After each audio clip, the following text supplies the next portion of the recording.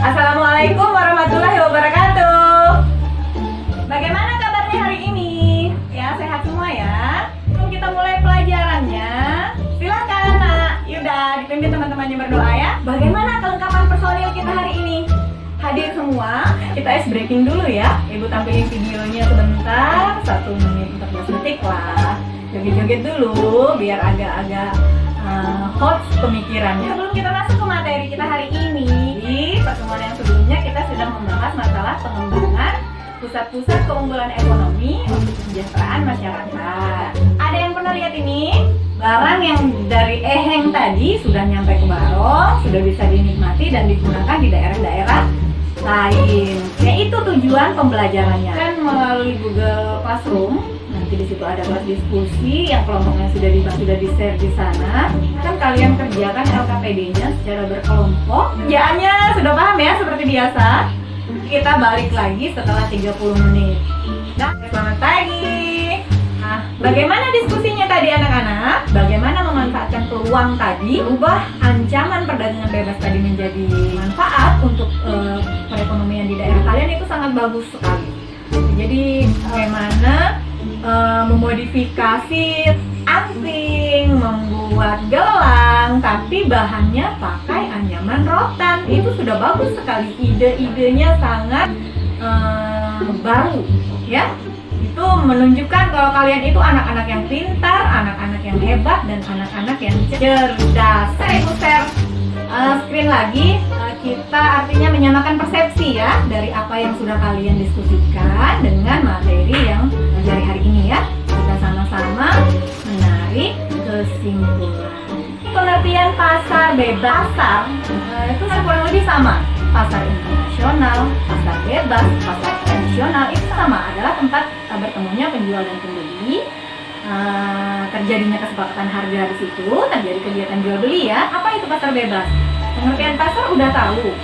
Oh, bebas ini, jadi tinggal dihubungkan saja ya. Jadi kalau nggak ada pembebasan pajak dan bea masuk dan sebagainya, itu bukan pasar bebas namanya. Di organisasi-organisasi ekonomi yang dibentuk dalam rangka perdagangan bebas ya. Ini tujuan UMEA itu fokusnya ke pemerataan ekonomi untuk seluruh warga masyarakat di kawasan ASEAN yang terlibat negara-negara anggota ASEAN. Di AFTA itu mereka lebih fokus ke bagaimana menjadikan semua negara yang ikut di dalam organisasi AFTA ini menjadi tempat produksinya barang yang bisa sangat kompetitif. Kalau APEC lebih ke kesejahteraan dan pertumbuhan ekonomi di kawasan Asia Pasifik. Yang keempat adalah integrasi Eropa dalam kerjasama ekonomi dalam peningkatan taraf hidup dan lapangan kerja lebih menyeluruh, hanya wilayahnya Eropa. Kalau tadi khusus ASEAN ya. Oke, kalau WTO fokusnya meningkatkan kesejahteraan, ekspor impor, sekaligus membicarakan isu dan penyelesaian konflik-konflik perdagangan internasional.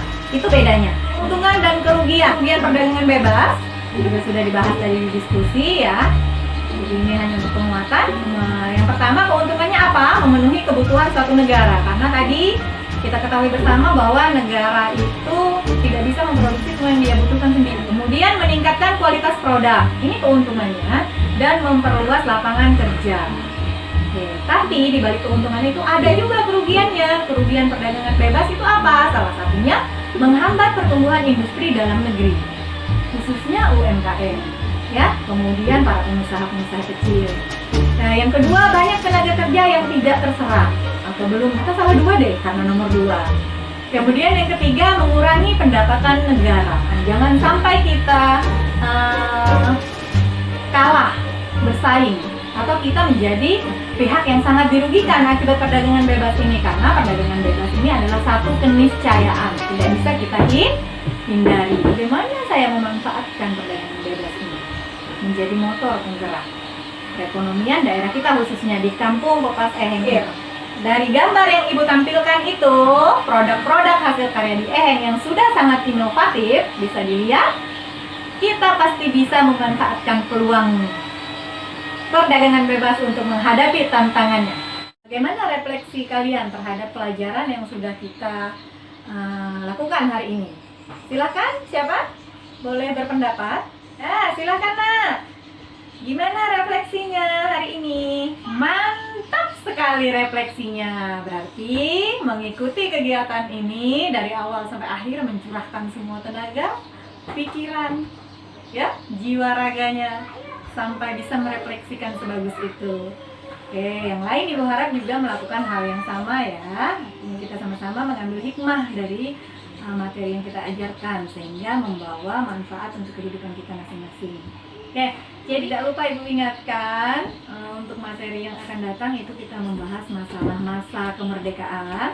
Jadi silahkan dipelajari lebih dulu. Kita bisa bahas bersama nanti di Ibu memberikan tugas melalui Google Classroom. Nanti bisa kalian lihat di situ. Sedikit saja evaluasinya, hanya 7 nomor dan soalnya itu soal uraian. Nanti silahkan dikerjakan, linknya ada di Google Classroom. Jadi waktunya ada 30 menit.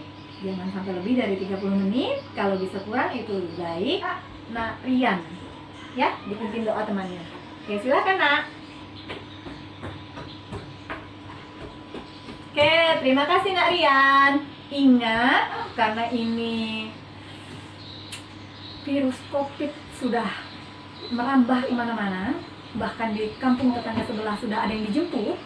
Jadi jaga diri kalian masing-masing ya, jaga diri kalian, jaga keluarga kalian, jangan sampai kalian menjadi orang yang ketularan ataupun kalian menjadi orang yang menularkan. Oke? Tetap ikuti protokol kesehatan kalau harus dan terpaksa keluar rumah.